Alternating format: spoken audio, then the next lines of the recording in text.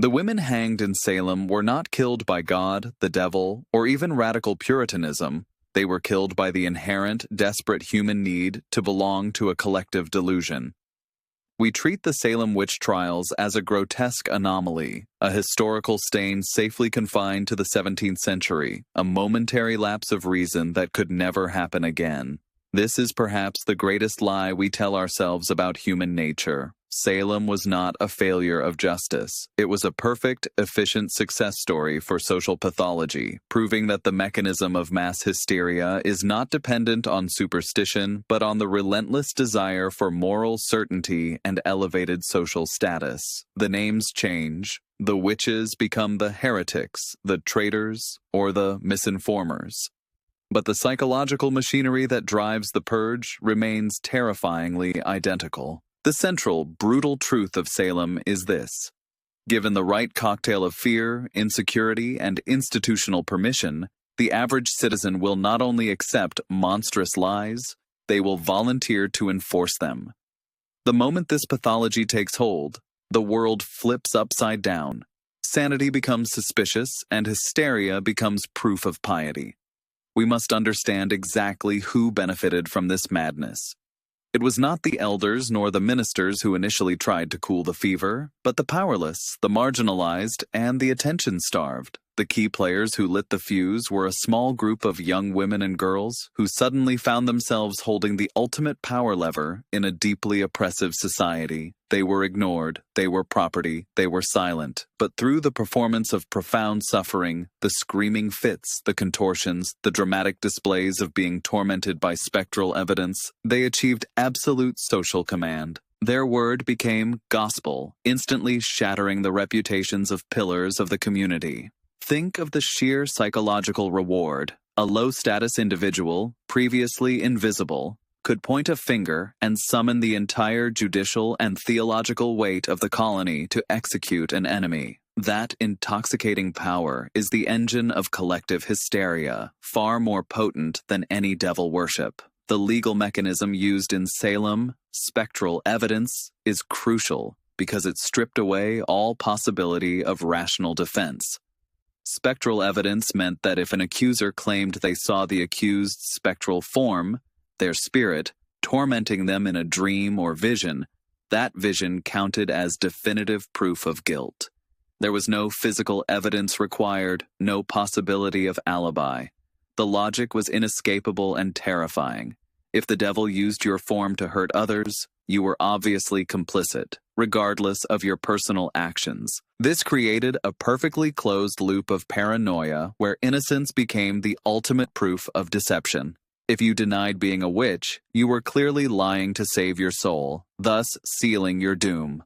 If you confessed, you were spared the noose but forced to implicate others, ensuring the cycle continued. The pressure to conform, to either join the accusers or confess to a lie, became overwhelming. If you find yourself relentlessly questioning the easy answers the world hands you, the kind of answers that make history feel like a simple, bygone story, then you understand why we need this channel.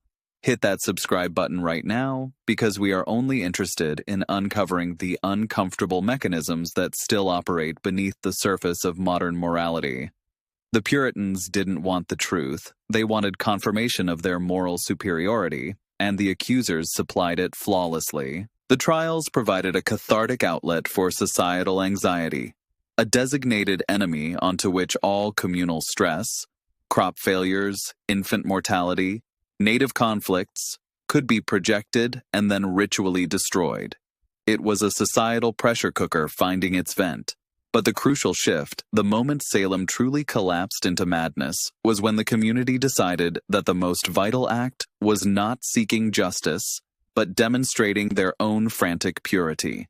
They did this by competing in their righteous indignation, rushing to be the first and loudest to denounce the alleged evil, lest they themselves be suspected of harboring sympathy for the dark. This is the moment the mob replaces the jury, and the desire for social acceptance overrides the search for reality. The true currency of the Puritan panic, and every panic that has followed, was not godliness, it was social inclusion. We often look at these historical atrocities and assume the participants were maniacally dedicated to the underlying ideology, that they genuinely believed every bizarre accusation about broomsticks and familiars. But the reality is far more terrifyingly mundane.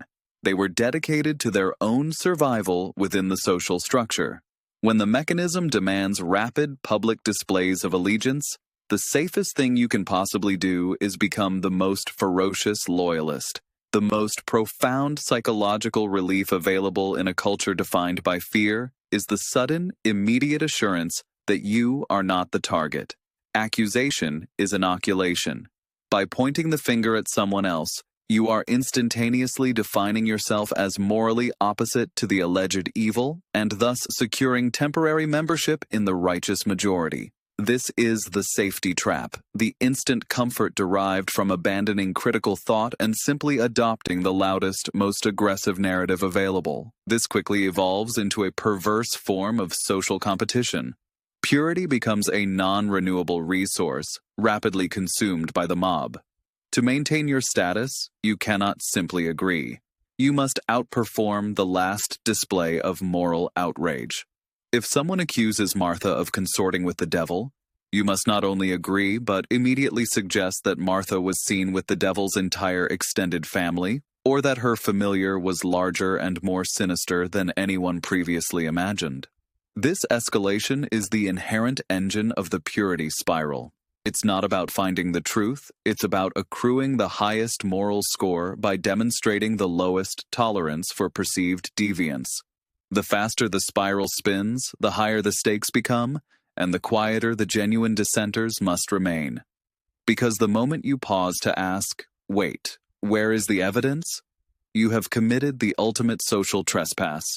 You have broken the consensus, and suddenly the spotlight shifts. The mob does not tolerate internal skepticism. Skepticism is the first sign of contamination, the harbinger of doubt that threatens the entire fragile structure of communal certainty.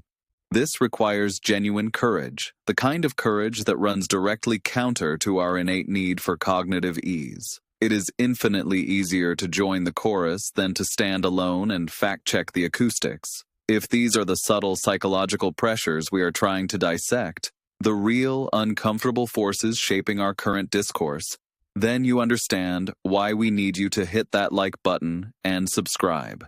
The algorithms prefer noise and certainty. We prefer complexity and doubt.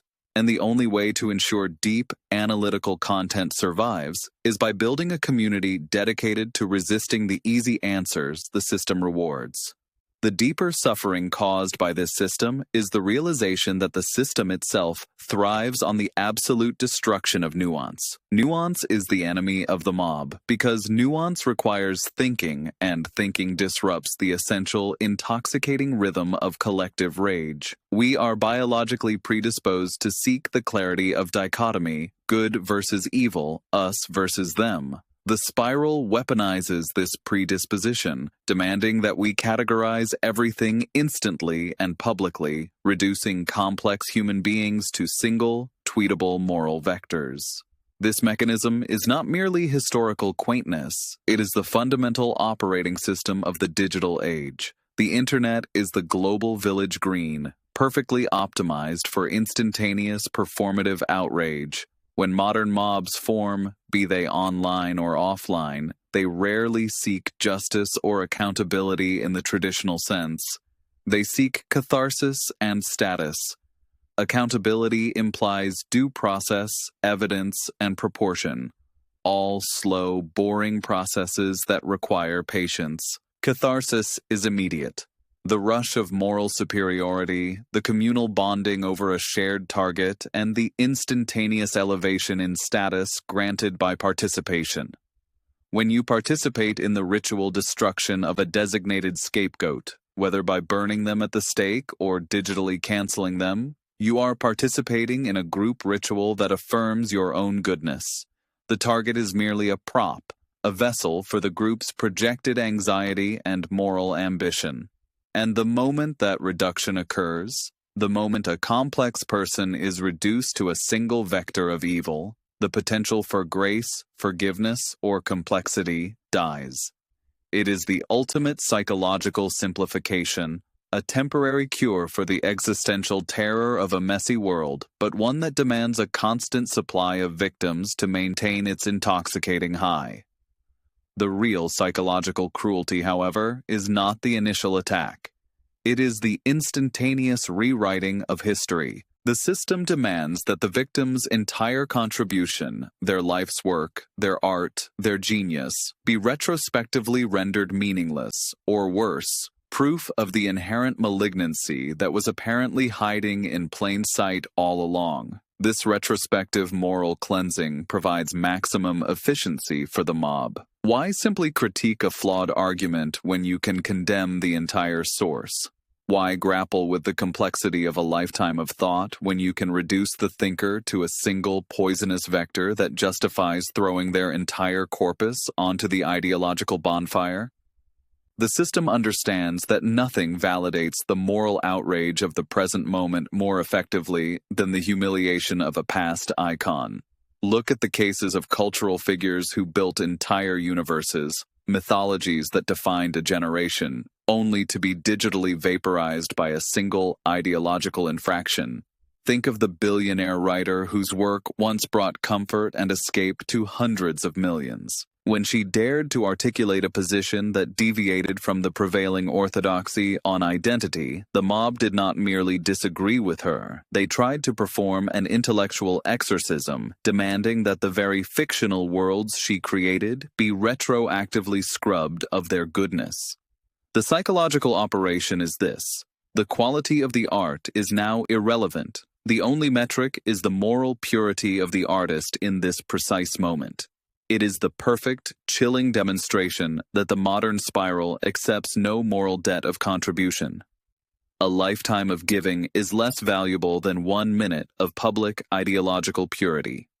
The profound tragedy here is that the people targeted are often those who are uniquely gifted at handling complexity, intellectuals, artists, and innovators, precisely the types of minds that refuse the easy categorization the mob demands. The system has learned that the greatest threat to its stability is not the openly evil tyrant, but the nuanced philosopher who points out that the mob itself has become the primary purveyor of tyranny.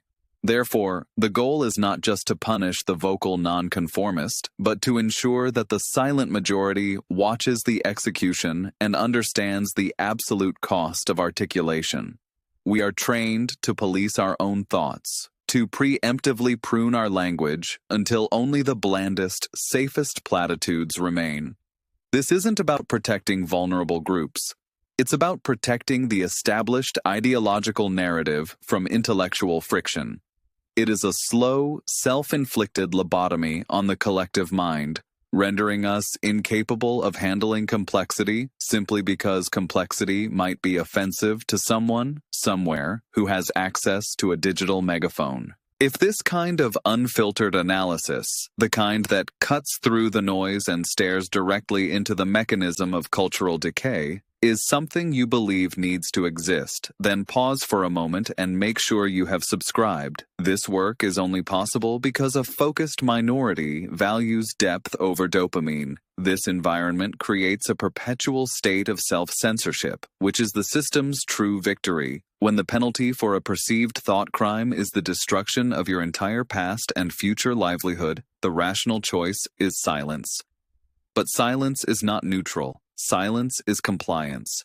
Every time a smart person decides to keep their mouth shut for the sake of their mortgage or their career trajectory, the spiral tightens its grip on the culture. It means that the public conversation is increasingly dominated by the loudest, least thoughtful, and most ideologically extreme voices. The only voices willing to risk the fire because their careers are built specifically on the performance of outrage. The system rewards the zealot and starves the skeptic, slowly replacing meaningful debate with a continuous low-grade spectacle of moral posturing.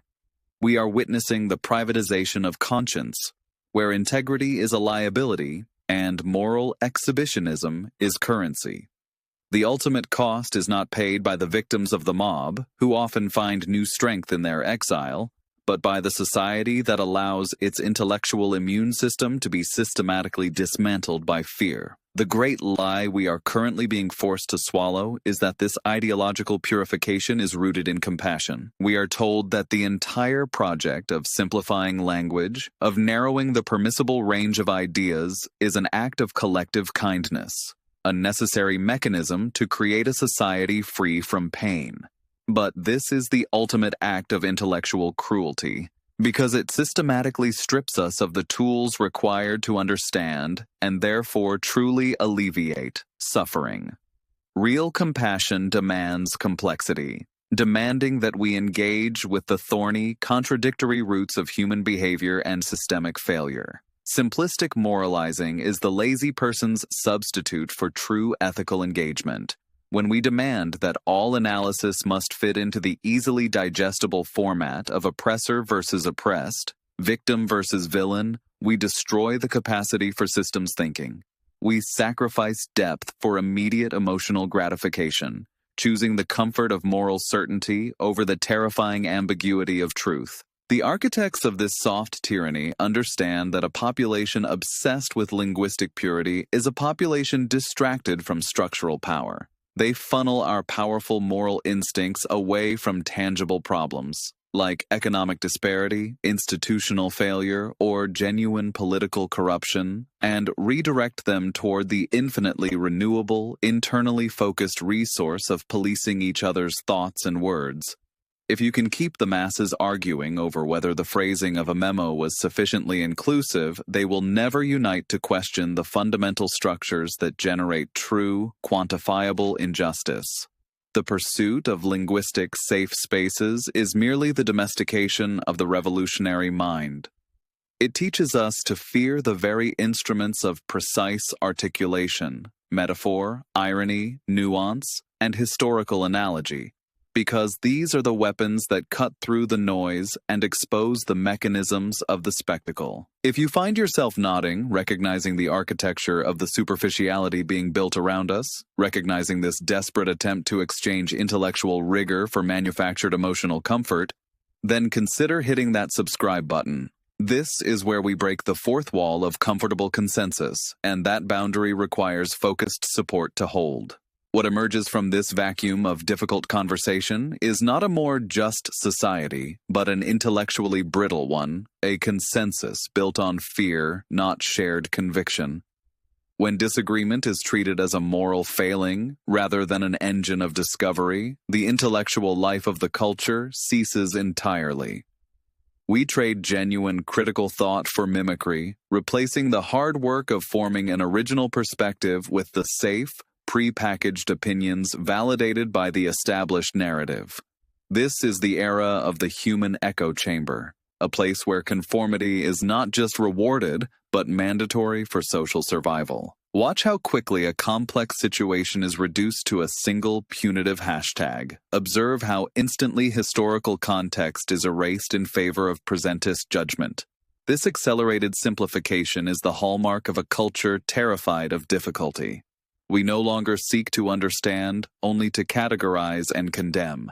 And because the penalty for error is so high, we learn the fastest lesson of all, that silence, or enthusiastic performance of the correct opinion, is the only sustainable strategy. The system doesn't need to imprison dissenters, it just needs to make dissent professionally lethal. The greatest victory of the ideological state is convincing the intellectual class that their own survival depends entirely on their enthusiastic and public self-castration, forcing them to become the zealous custodians of their own intellectual prison. We are witnessing the birth of the brittle moral actor, highly skilled at signaling virtue, yet utterly incapable of independent, robust thought, confusing the feeling of being right with the actual state of being correct.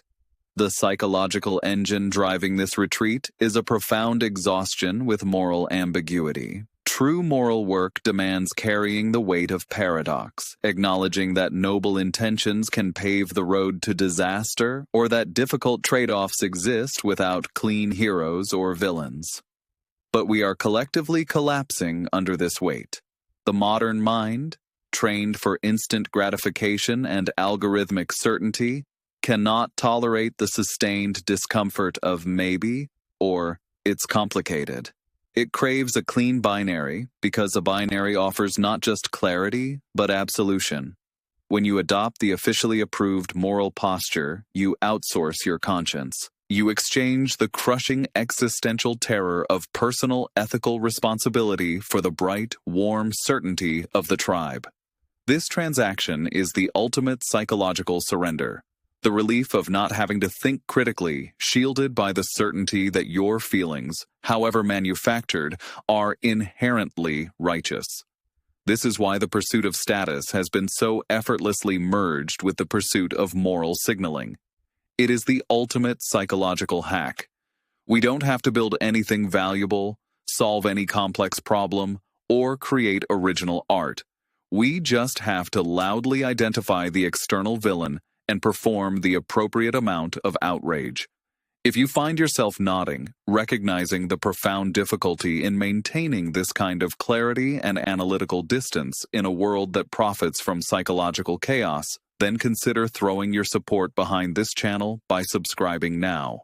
We are attempting to trace the fault lines of the mind where this intellectual cowardice begins, and that work, the serious, unglamorous effort of deep analysis, only continues if channels like this one are actively supported against the current of superficial content.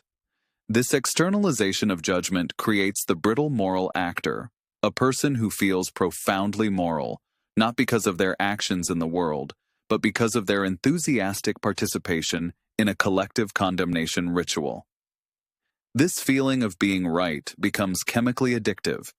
It is a high-status performance that costs nothing but intellectual integrity, offering the reward of belonging.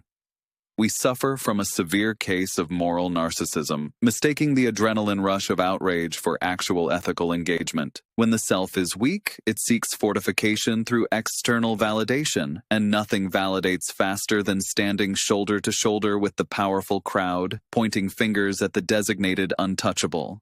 The pain we fear is not physical suffering, but the specific agony of social ostracization, the ancient dread of being cast out of the warmth of the fire. The intellectual surrender is merely the price of readmission, a small fee paid for the psychological comfort of certainty and the narcissistic high of righteousness.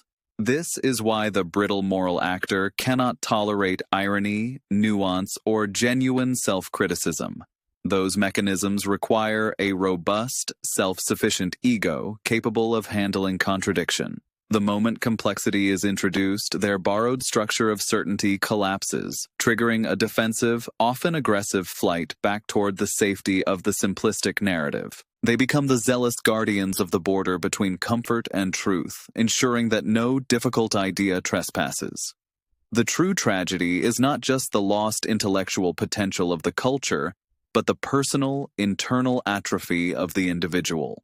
By consistently outsourcing the difficult function of ethical judgment, the capacity for genuine, independent moral reasoning begins to wither. It is a system that breeds learned intellectual helplessness, convincing the individual that the only correct answers reside outside their own capacity for thought, held instead by an infallible collective. This learned intellectual helplessness creates a perverse moral calculus, where visible suffering is prioritized over effective action. The brittle moral actor has mastered the aesthetics of ethical concern, but remains utterly bankrupt in the realm of practical ethics. They have replaced the tedious, slow-grind complexity of real change, policy, funding, structural critique, with the lightning-fast, highly visible drama of symbolic declaration. We are watching the complete monetization of ephemeral rage, where the only thing that matters is the immediacy of the signaling. The true cost of this brittle morality is revealed when you ask the simplest question: what did your moral performance actually produce? The answer, almost always, is noise. Consider the specific, deeply cynical act of the mass digital mourning ritual. When a catastrophic event strikes thousands of miles away, the consensus response is not immediate, tangible intervention, but the mandated changing of a profile picture, the posting of a black square, or the adoption of a prescribed, universally shared hashtag.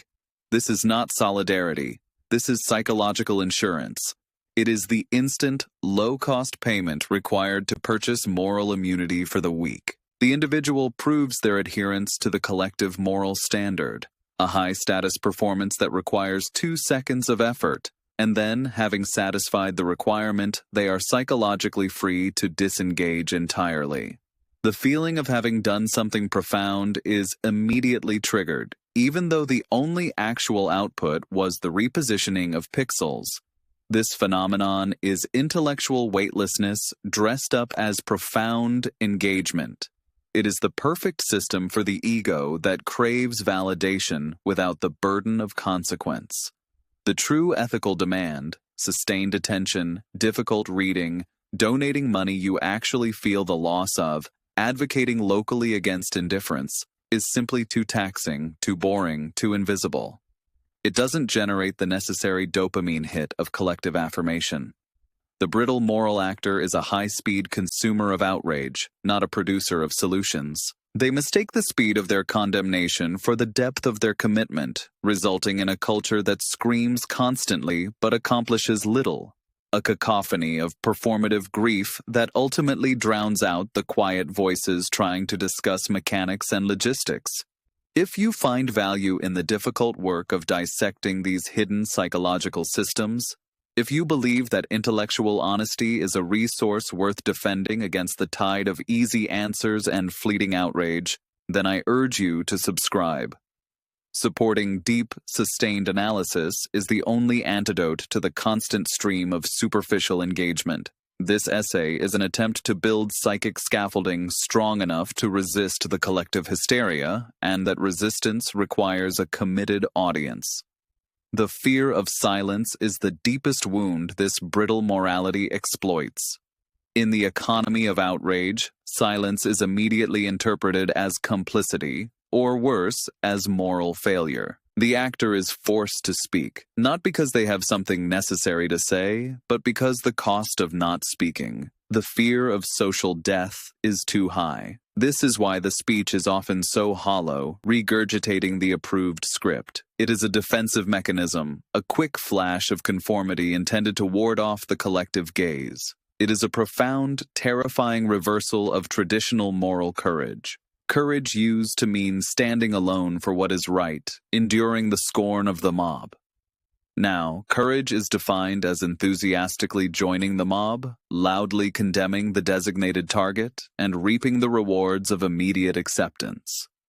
The internal landscape of the brittle moral actor is defined by a constant, low-grade terror of exposure. The anxiety that their allegiance might be questioned, their participation found wanting.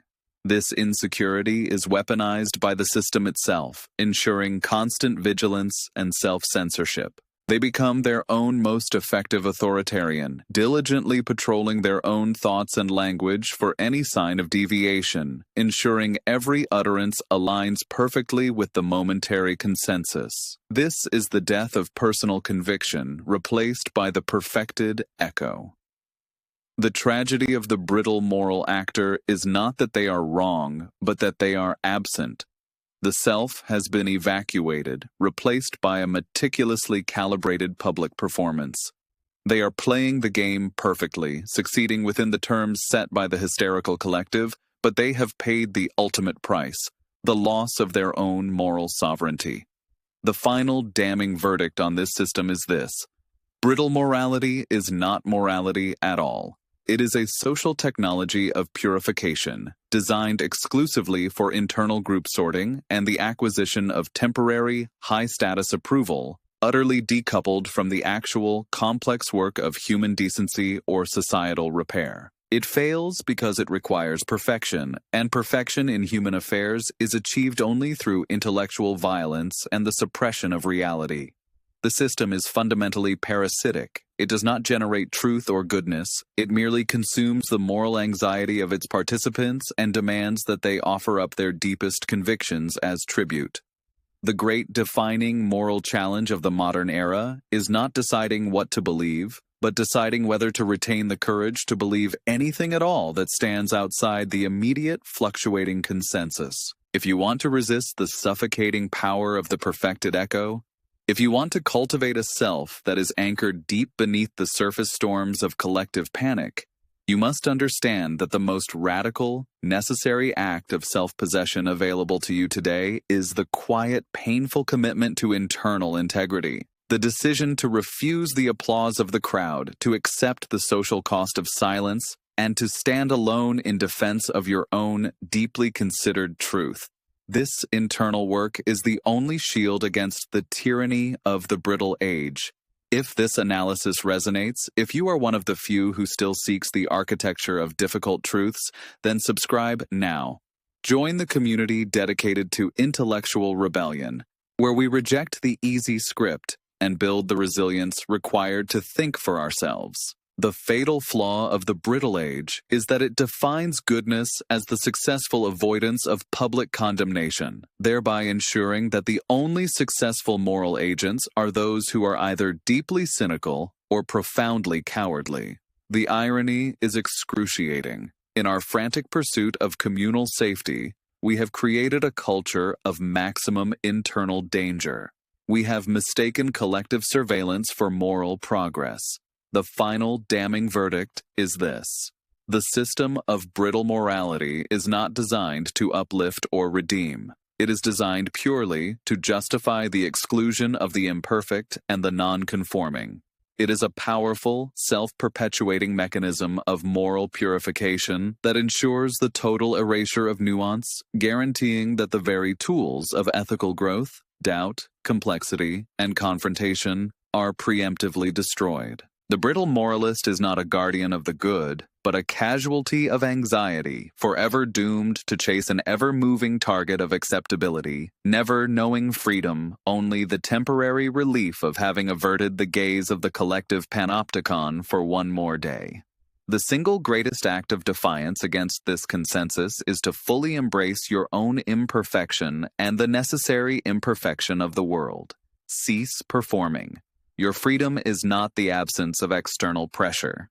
It is the sheer, defiant capacity to withstand it. It is the painful yet liberating realization that the approval you seek is a poisonous vapor, and that the only true moral sovereignty resides in the quiet, unyielding defense of your own deeply considered conscience. This internal work is terrifying because it means standing exposed and accepting the social cost of self-possession, but exposure is the unavoidable price of authenticity. The moment you stop seeking external validation for your deepest values, you become uncancelable. You must cultivate your own sanctuary, not for hiding, but for forming the arguments that the public sphere cannot yet tolerate. This journey away from the brittle requires intellectual stamina, and it is not one you should attempt entirely alone. If you recognize the necessity of this fight, if you are committed to the brutal work of internal freedom and reject the seductive promise of cheap social comfort, then solidify your commitment. Don't just absorb the message, join the resistance. Subscribe right now. Become one of the few who chooses the resilience of truth over the fragility of manufactured consensus. This is the community where we learn how to think, not what to fear.